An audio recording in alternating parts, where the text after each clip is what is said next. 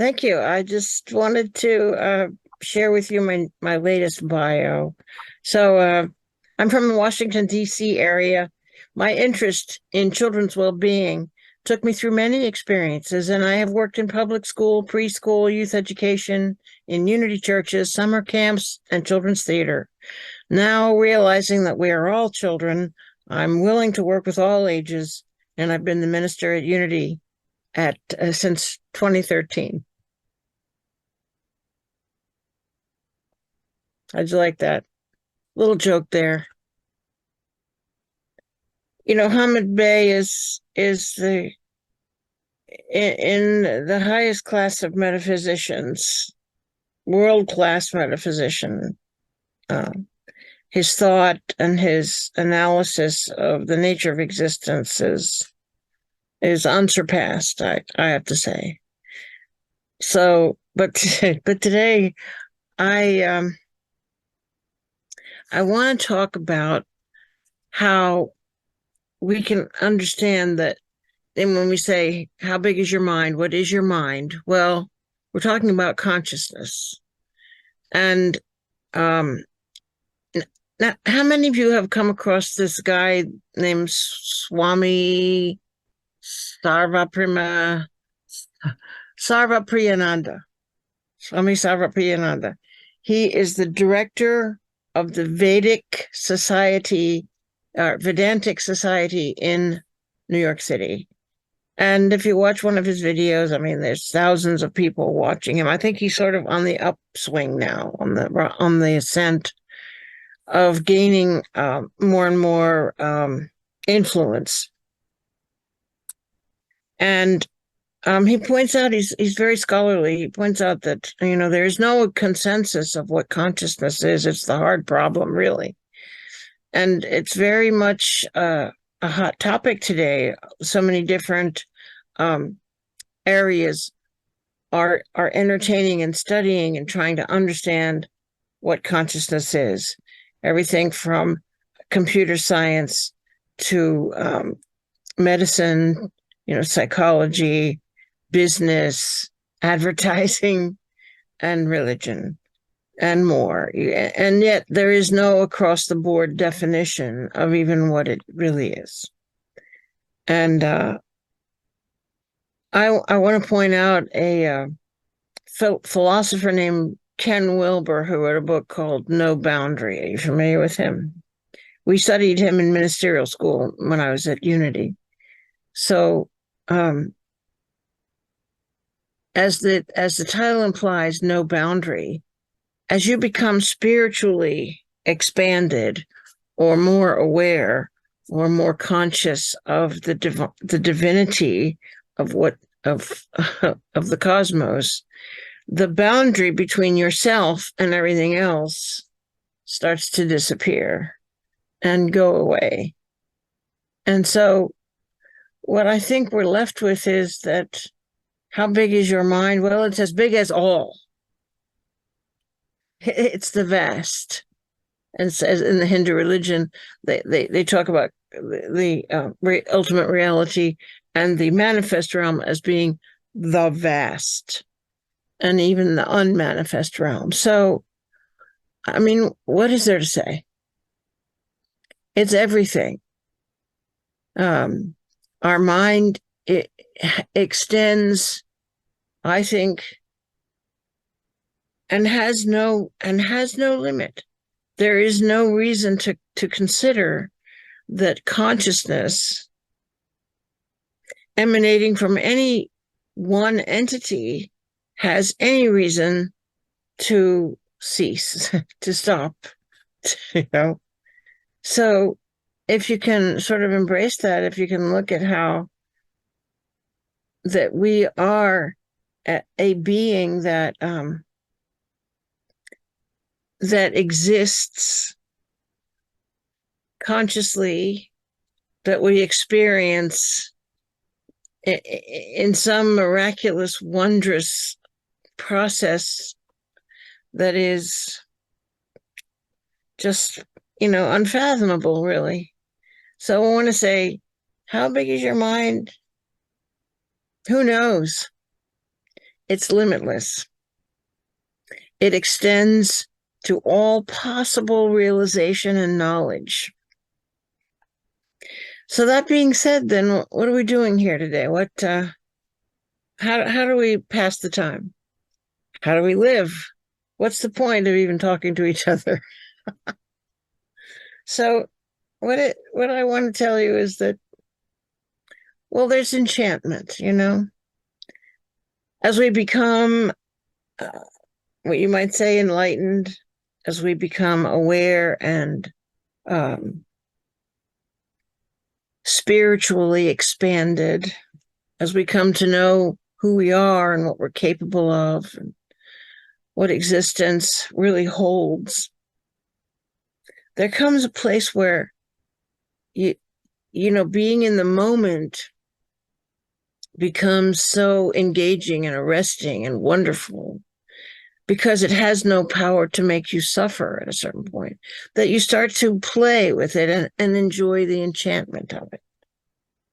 And that's where I come in. That's why I tell you stories. That's why I tell you stories, is to create enchantment between us. So I have two stories for you tonight. They're not about me. They're about other people.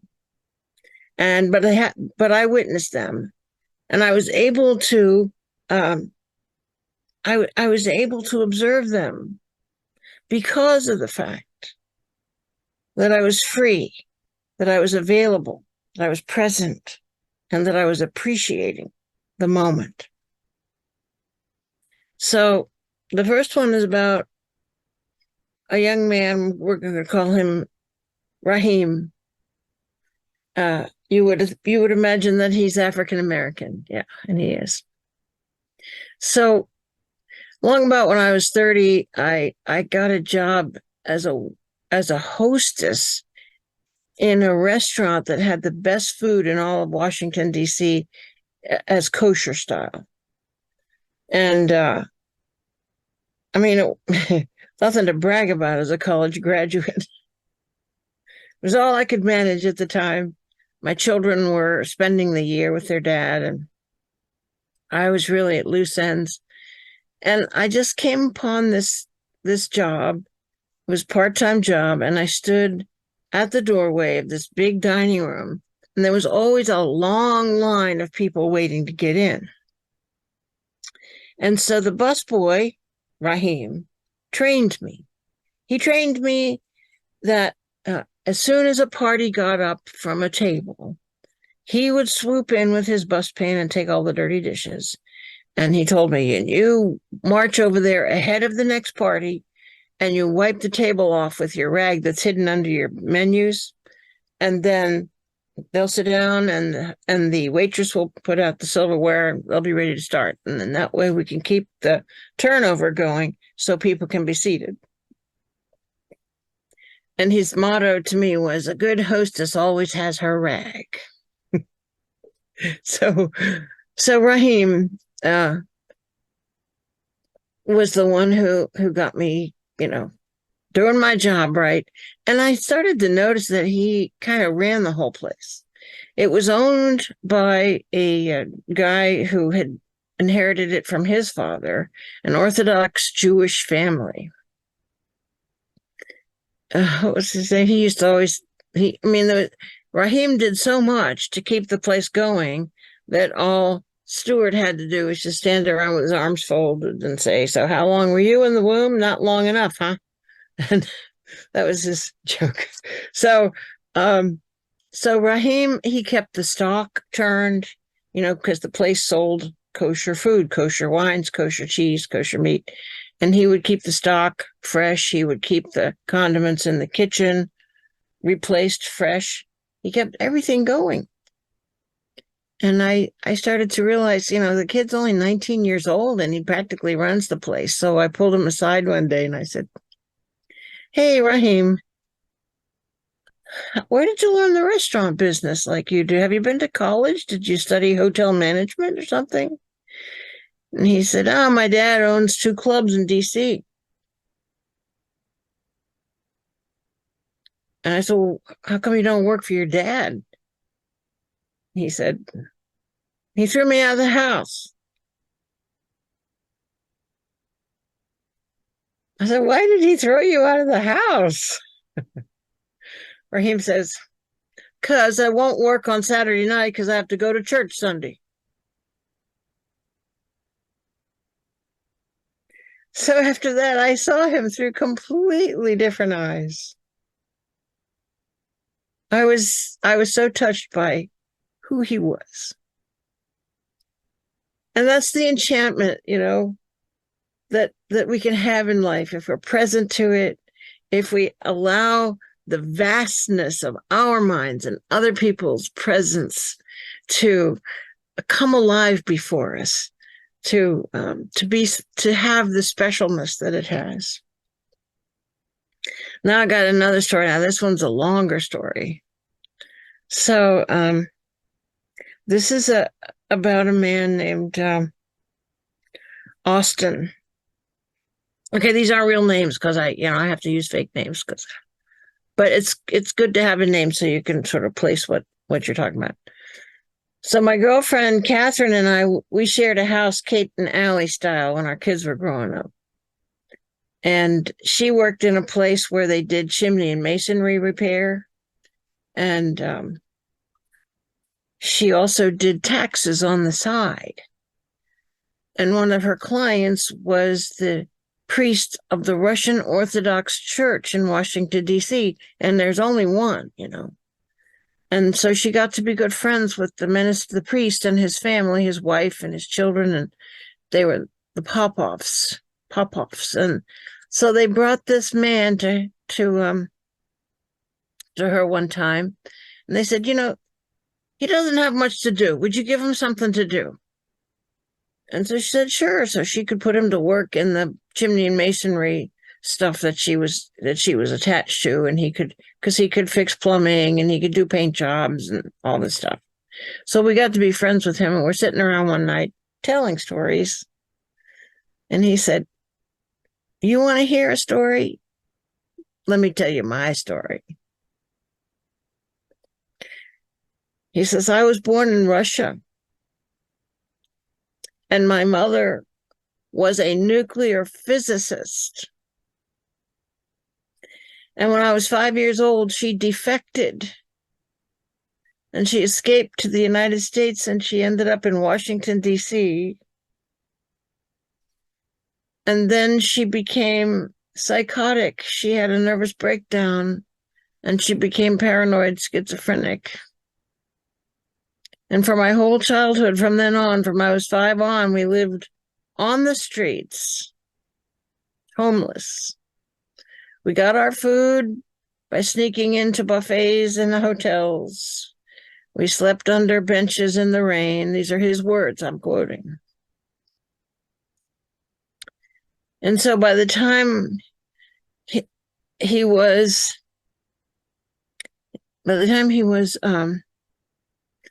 a teenager, he had become involved in the gangs of Washington, D.C. And pretty soon he ended up in jail, as all the gang members went off to prison. Now, at this point, it starts to sound like kind of biblical, the way Daniel, when he ended up in prison and he used his gifts and his love to serve, and he ended up being, in command of the country with the Pharaoh. So this is Alvin. He's in prison there, and he starts to notice that the psychiatrist who comes once a week to talk to the men, that after an inmate would have an appointment with the psychiatrist, he would get in trouble and get caught doing something he wasn't supposed to do. And Alvin came to wonder, is this psychiatrist, is he really helping the men, or is he just a plant to get them, to catch them at their evil deeds? And so he made an appointment to see the psychiatrist. And he sat down with him and he said, I just want to know, are you really here to help these men, or are you ratting us out after your appointments? And the doctor said, no, I'm really here to help the men. If they're getting in trouble after my appointments, that's coincidental. He said, but I don't know how to help them. I don't know who needs my help. And Alvin says, well, I can tell you who needs help. I sure can. So they formed a partnership, and Alvin would supply the men who needed help, and the doctor would be able to help them. And this went on for, about a year and a half. And after a while, the doctor realized, oh, this man doesn't belong in prison. He doesn't have a criminal mind at all. And so he took steps to get Alvin released from prison. And he took Alvin home with him to his own home. And he was doing, he was helping the doctor. But soon after he got him out of prison, the doctor's wife got a diagnosis of terminal cancer. And so Alvin took his turn, rotation, taking care of her. And soon she was saying, I don't want anyone else but him, Alvin, to take care of me. I don't want anyone to touch me but him. And so Alvin was her caregiver. And she did finally pass away. And Alvin was really proud to tell us that the friends and family of this woman had an event to celebrate him and thank him for what he had contributed to their beloved citizen, their beloved family member. And so then after she passed away, Alvin didn't have much to do, and so that's when he went to the Russian Orthodox Church and asked what he could do to help people. And they brought him to us, to Catherine, and he became our dear friend. And a tie-in here, it doesn't really have meaning for the story, I don't think, but these people were all Orthodox Jewish, the doctor, and then remember the owner of the restaurant where I worked. And the doctor's daughter married the restaurant owner's son. I found out. But, those are stories, I think, that show how poignant life is when we're present, when we emerge from our own dramas or not. I mean, I'm saying today that life is a canvas on which we can paint whatever we want to. You see, and the Hindu religion says that that's what life is. It's a dream that we create with with the consciousness that is our existence. Now, there's different ways to react to this, to when we're presented with this situation. And this is I'm just borrowing this from the Swami that I've been listening to. I'll say his name again, for Sarva Priyananda. Yeah. And this is all classic Hindu truths. And our friend, Fred Stella, who speaks around town, who brings the teachings of the Hindu religion into, I think, vibrant appreciation for us. He is so familiar with this territory that so the Swami was telling the story. There were three monks who had three different reactions to seeing reality, to confronting life's experiences.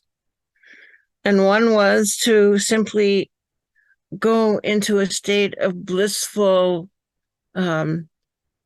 awareness, being completely detached from it all. And one was to see the illusory quality of it, to see that it's not the ultimate reality. It's the illusion or the Maya that we create as we go through this life in this earth plane. And the third one saw the experience as something that was so poignant and that gave him such emotional reaction to want to help, that he had so much really compassion for the suffering of people that he went out into that world and suffered right along with it. So that's our choice. We have infinite capacity of mind. I say to you today that we create drama in this energetic soup that we live in. So I say, dream on, O thou soul of eternity. Dream on. Thank you. Thank you, Diane. Wonderful stories once again, and powerful words of wisdom from people you don't really expect those circumstances to come before you. And you've had some incredible moments in your life that you didn't expect them to be impactful, but they were in the circle of people around you, and helped you expand your mind without even realizing it. So thank you for your presentation yet again tonight. We're in such a period of change that there's such narrow-minded thinking in different avenues. We don't have to go into specifics, but it's good to take a step back and just kind of take it in and look around you and really look what's in front of you, because you might be rushing right past it if you don't if you open your eyes and open your heart and open your very soul to those that cross your path. So it may be that the people that came here tonight were thinking that I might talk more about the scientific side of consciousness and how quantum physics is showing us that, I mean, when you go down to the smallest subdivision of the cosmos or of matter now, what we have, the language is, it's a wave that contains information. Well, what is that but consciousness, you know? And if that's everywhere, if that's what the universe is made of, then that means consciousness is everywhere. And what's between my mind and the rest of all that is? Nothing. So, yeah, how many times can you say that? I just didn't want to go on and on about that. it's good you touched on it though, and we appreciate the stories to make it more impactful in some ways. It's not just the scientific part of it. Anybody else? So let's open up the group to any questions for Diane or comments to what tonight's presentation. Kind of mind blowing, right? But I say everyone has this going on around them all the time. We're just so wrapped up in ourselves, we don't notice it so much. You know, we've got to notice things. I keep saying to people that we live in a weird world. We have such mind-blowing experiences that we can't even wrap our head around them sometimes. And it's like you said, try to be open, and what Michael said, to just see everybody as trying to get along and trying to do what they think they should be doing, even though maybe we don't think that looks quite right. But and the truth is such an interesting word also. And I saw this one movie where this older gentleman was explaining to a young fellow about, I don't know, maybe 12 or so. He said, you have to just believe something and then stand on it, you know? I think we get too caught up in all the drama, like you said, and we get pulled every which way, and we really need to just go inside and which feels better to us, and go with that. It's quite an amazing world, actually, when you start looking around. Thank you very much, Diane. You're welcome. If I could quote a little more from the Swami, he's very knowledgeable about the status of science and how much is known and how much is unknown, which I find to be so, I don't know, for one thing, hilarious because he was pointing out that, yeah, we know what the eye is, and we know how the light enters the eyeball, and we know how the nervous impulses go to the brain. But after that, we have no clue of how it becomes the sensation of sight. And that is a phenomenon really of consciousness. And I'm thinking that we will, as the human mainstream of knowledge and thought and philosophy and explanations of things, will at some point have to come to the realization that some things are a mystery, that consciousness is one of those things that we will never explain how we think, how we have a thought, how we see, how we hear, how we know, how we love, how we, that we do is just a miraculous thing. And it is, if we can see it as divine, if we can see the mysterious quality of absolute good, of the absolute power of of spirit, then I think we can be like elevated in a state of what they call bliss or enchantment. I'll stop there.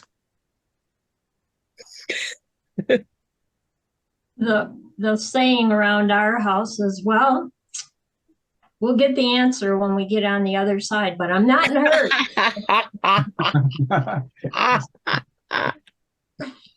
I'm really curious to hear the next presenters coming up and what they all have to say. It's so interesting, Alan. I'm really looking forward to your manifesting and the pet. What did pets do on the other side?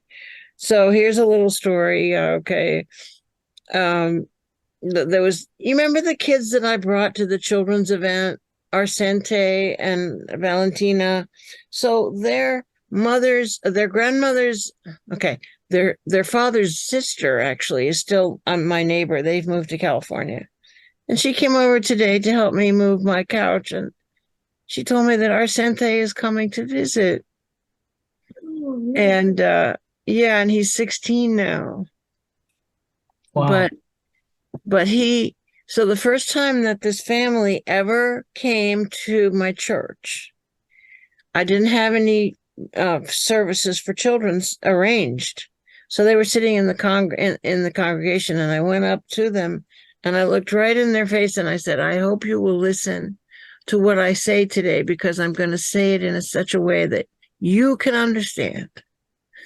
And the topic was how to see a miracle.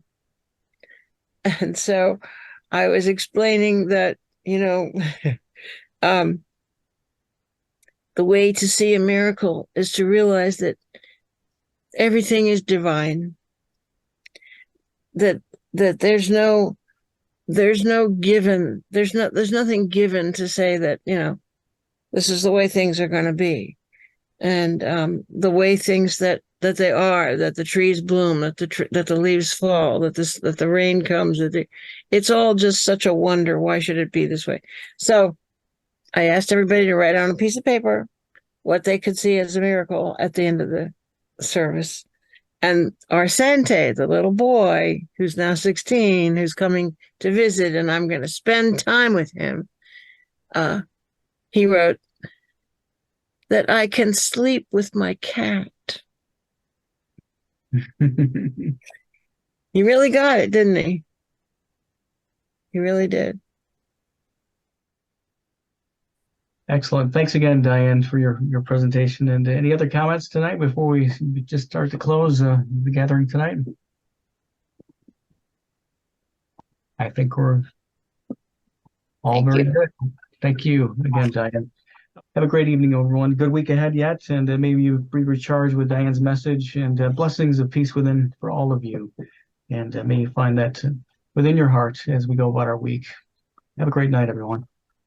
Good night. Namaste.